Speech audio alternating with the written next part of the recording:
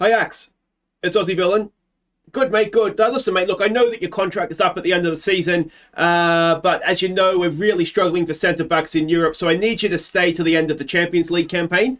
So I'm going to give you a one-year deal, and then you're free to go in February, and we'll pay the difference in any salary. Yeah. What? There's nothing to negotiate. That's it. 3 years? Well, you've really got me bent over the barrel here, don't you, mate? Synker sammen til segerskroppen Mount Grindavik Og jeg vet Hvis mannen ger I dag. Hey guys, I'm Aussie Villain and welcome back to Grindavik on The Impossible Dream. It's Season 7, Episode 9, and today we face Qarabag and RB Leipzig in the Champions League. If we can win those games, then maybe we're up for getting out of the league phase again. But, well, the big news here is that I've been taken advantage of horribly by Axe. His contract was up at the end of October. We are obviously now in November. Champions League, goes after our contracts. We didn't have any centre-backs. We needed him to sign a deal, and he knew that. Instead of just signing a one-year extension, he demanded, locked in, cannot negotiate a 3-year deal. So he's not good enough to play for the next 3 years, certainly not in Europe. Maybe we can get away with him in the league. But he's here, and I'm going to have to try. I'm basically going to have to eat his contract, I think, and try and, so to speak, or literally, I might have to do that. And try and just move him on and just take the loss of of the wages. But this is it. That is what's happened. Now there has been a little bit happening as well in terms of transfers that I'll share with you now.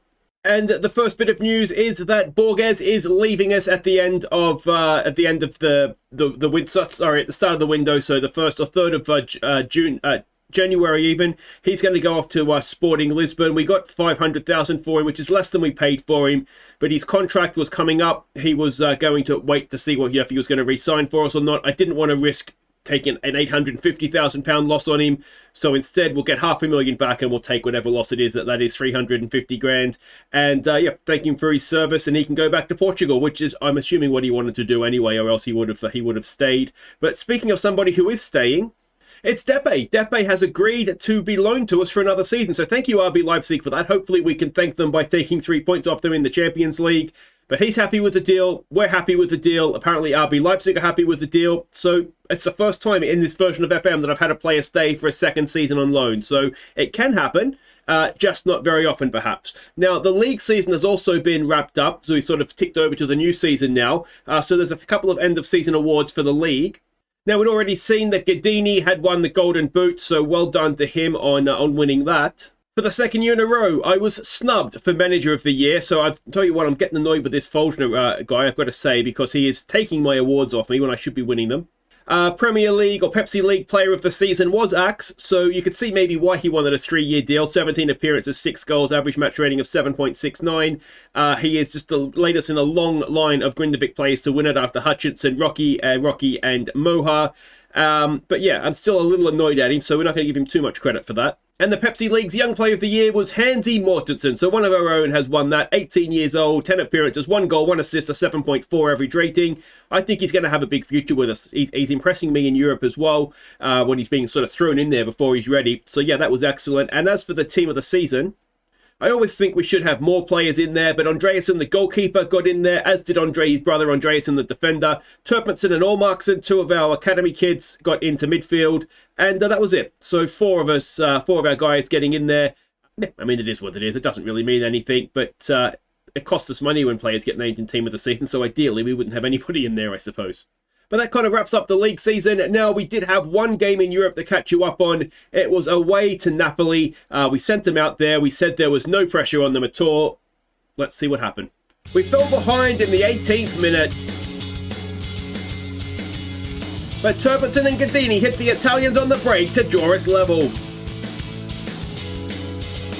So one of the most unlikely points that we will ever have. Now, Axe did get himself sent off. So again, I think he's had 4 red cards this season, which is impressive and ridiculous at the same time. So we were hanging on at the end with 10 men. Rafferson in goal, absolutely brilliant. Yes, we rode our luck. You can see from match stats, from XG trackers, we weren't the best team in the game, but yeah, we took the pressure off them pre-game, and a team of essentially no-namers was able to get a point in Napoli. Absolutely brilliant and completely unexpected. And of course, the prize money we get for that has meant that the Axe contract, even if it is 3 years, 170,000 pounds, we've come out in front on that deal anyway. So there we go. If we have a look at what that means for the league table, 26th we find ourselves right now. Now we're playing Red Bull. Is this not Red Bull Leipzig? Is it? No, Red Bull Salzburg. So we're playing Qarabag, who have only one win, first up today. Then we play RB Leipzig. RB Leipzig are up there in 12th. So they've won. They've got 9 points from their 5 games. So right now we're just outside the top 24 looking in. If we can get a couple of, say 4 points today, go to 8 points, then you never know what could happen. But anyway, let's go and have a look here at what we're doing against Qarabag. And we can see we are expecting them as a 4-2-3-1 side. And this is the team we're sending out, except we've got someone who must have played for the kids. The kids in their Champions League, Youth Champions League, they beat Qarabag 3-0. Didn't realise that he was playing, though. So it's Andreasen in goal, Depe, Mortensen, Sulukvadze is back with Kidland. It's Turpitsen, Allmarksen, and Bakali, Kebe, Borges, and Gadini.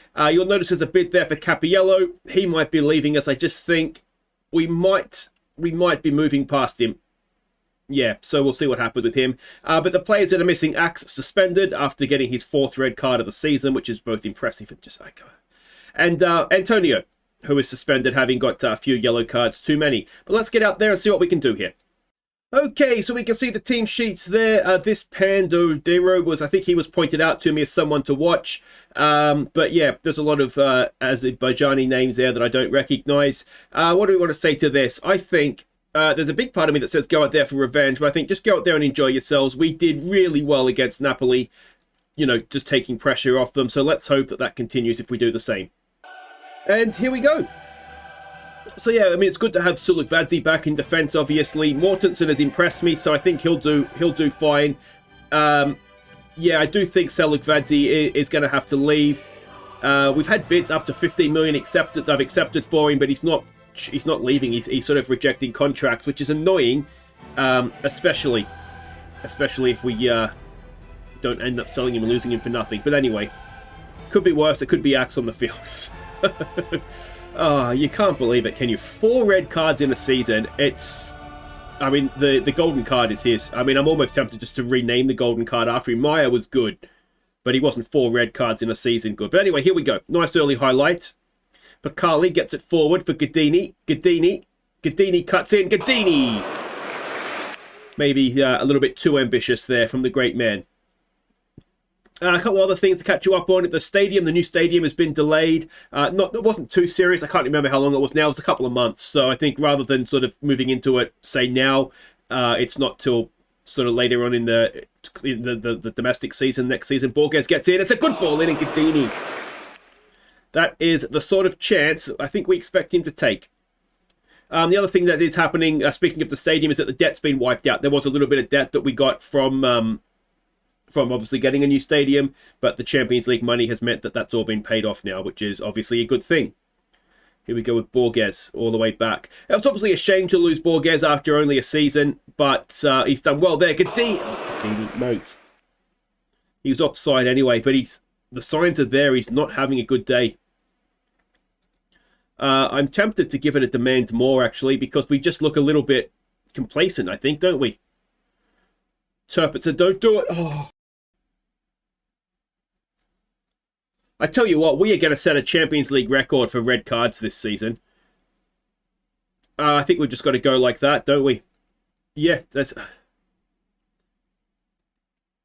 we probably don't want to attack them now. We'll just go positive. What is it about Qarabag? It's like we have a blind spot against them.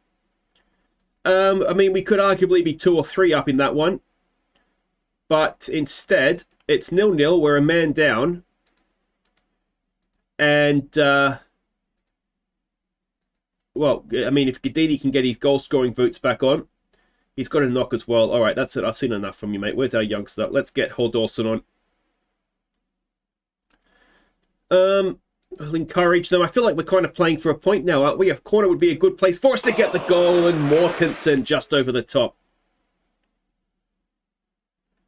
We've had contracts come to an end, obviously, which is why we needed to renew the Axe contract. So we've released a few players.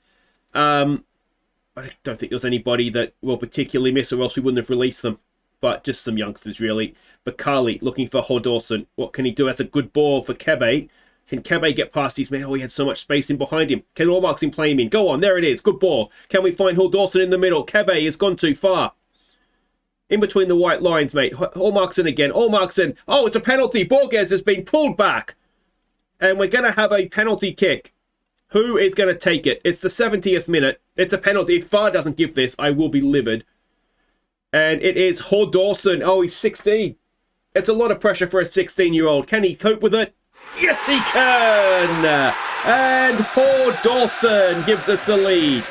It is 1-0. And are we seeing a changing of the guard up front? Gadini couldn't get it done. Hordorsen comes in, albeit from the penalty spot, gives us the lead. And I'm tempted to give Rafferson the starting spot as goalkeeper as well, because Andreasen's contract is up at the end of this coming season. And I wonder if we just try and cash in on him and just go with our kids, because we've got the other club trained goalkeeper that is not too bad either, that we've seen from time to time. All right, let's go and close this thing down. This has been a stunning performance with 10 men, to be fair to the guys that are out there. It hasn't looked like we're a man down, has it? And that's sort of, I guess, the best compliment you can pay a team that is a man down. And are we going to see it off? We are. Redemption over Qarabag. Thank Christ for that. That's going to be more money and all as well, which is excellent. Oh, that is huge. We really did need that. And to do it with 10 men is just extra nice. So it leaves us sitting 23rd and just inside where we need to be. Top 24, of course, will advance out of the league phase. So we're inside. We need to stay there now. And that's going to be the tough thing, isn't it? So 10-man Grindavik triumph against the odds. Gadini's injury is just a tight calf. Turbertson will be banned for a game. 2.4 million in the bank. You're grateful for... Okay, well, what if you sign a new contract? Come on, mate. We want you to stay. We want you to stay, and he's not going to interested in negotiating a contract. You greedy, greedy git. It's so frustrating, isn't it? I feel like we took him from nowhere, and we've made him into the star that he is, and he's just willing to leave us on a free. Unbelievable. All right, guys, wait right there. It's RB Leipzig next. If we're any chance of getting through this league phase, I think we need to win that one as well. Okay, it is time to vote on your Viewers Player of the Year. Thank you, everybody who did nominate players. There were 3 clear choices. To be honest, these are the 3 I would have picked if I was putting forward nominees as well. So you've done well. In alphabetical order, the first man is Bakali, Antonio Bakali. 3 goals, 16 assists, and an average match rating of 7.42. The second man is, of course, Fausto Gadini. 36 goals, 2 assists, an average match rating of 7.96. And the third nominee is, let's just go with Sulukvadze. I can't pronounce his first name, Temazu or something. 5 goals for him, 1 assist, average match rating of 7.65, and of course just a tower at the back for us day in, day out. So those are your nominees. Go down to the description below. There'll be a link at the very top. It'll send you through to a straw poll. Vote on who you think has been our best or your favourite player this season, and we'll announce the winner at next episode's end of season awards. Okay, welcome back. We are getting ready to face RB Leipzig at home. About 2 weeks have passed. We had a friendly just to play some of the backup players, which we won. I think it was against Toronto FC 2 or something, their reserves. You can see they are currently 15th in this league phase. We're expecting a 4-2-3-1 formation out of them. Inverted wingers and fullbacks, wingers, I should say, and forwards there. Yeah, it's basically an inside sort of tightly compact 4, which makes me think, do we try and trap them inside? Or do we force them outside?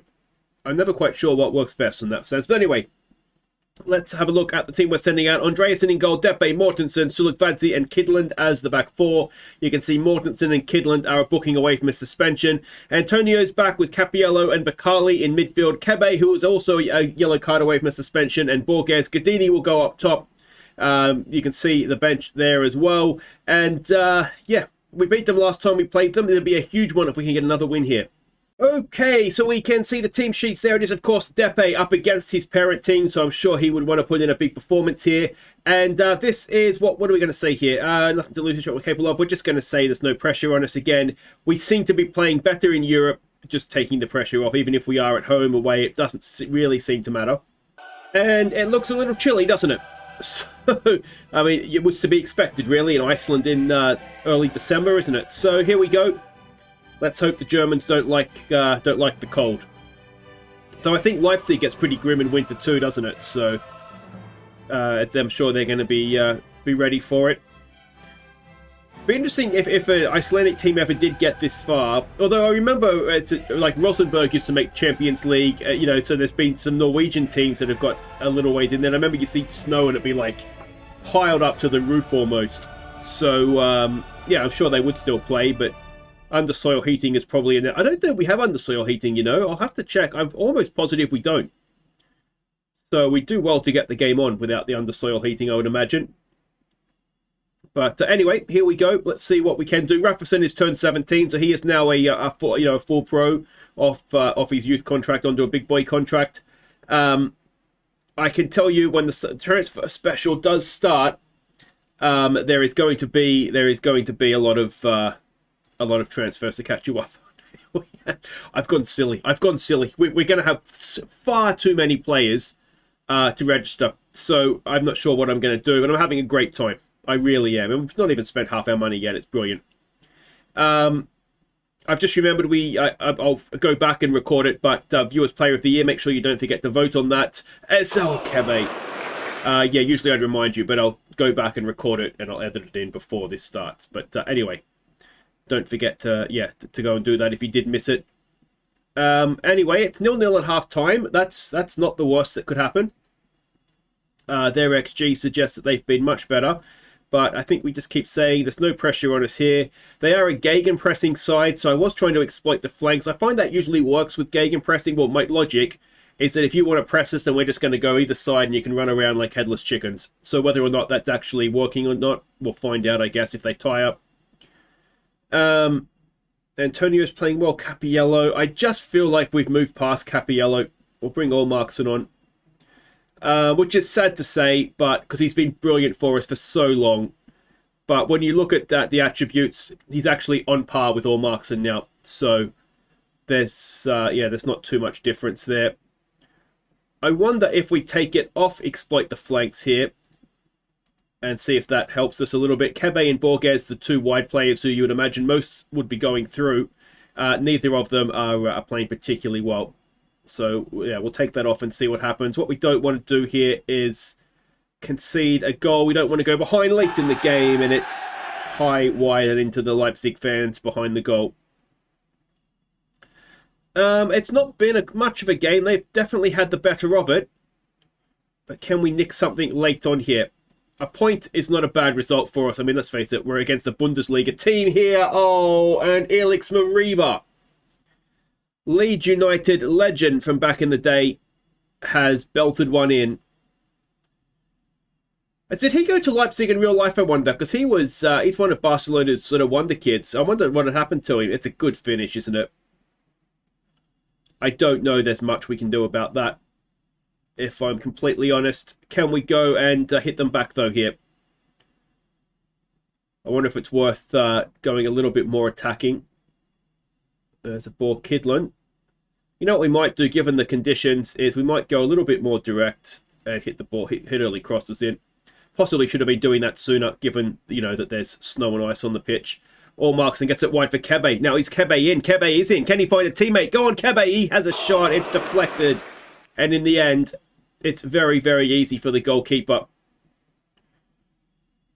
And it doesn't look like anything else is going to happen. So we've lost 1-0 to Leipzig. They deserved it. They outplayed us, as you would expect them to do. I do wonder if perhaps I'm a little bit guilty of trying to play a little bit too pretty in those conditions. So I think with that, I mean, we're still in 23rd. There's a lot of teams, though, that still have games to play. That probably ends, doesn't it, our chances of progressing. But 7 points, even if we don't get another point, is still a decent return for us this stage in the Champions League. So youthful Grindavik come unstuck. Borges, well, he doesn't matter because he's leaving. Mortensen will miss the next game. Now, the next game is against Arsenal away. I'd be shocked if we got anything out of that. And what we'll do then is we will come back for the last home game against Juventus. There's probably going to be something riding on it. If we can get a result, then it's likely it'll get us through into the knockout rounds. But Arsenal away, Juventus at home is very, very tough, isn't it? But there you go. Hope you enjoyed that. Don't forget to go vote for your player of the year. We'll announce the winner of that next episode, of course, with the end of season awards, and hopefully we'll be able to celebrate some Champions League knockout football as well. But big mountain to climb now. Take care.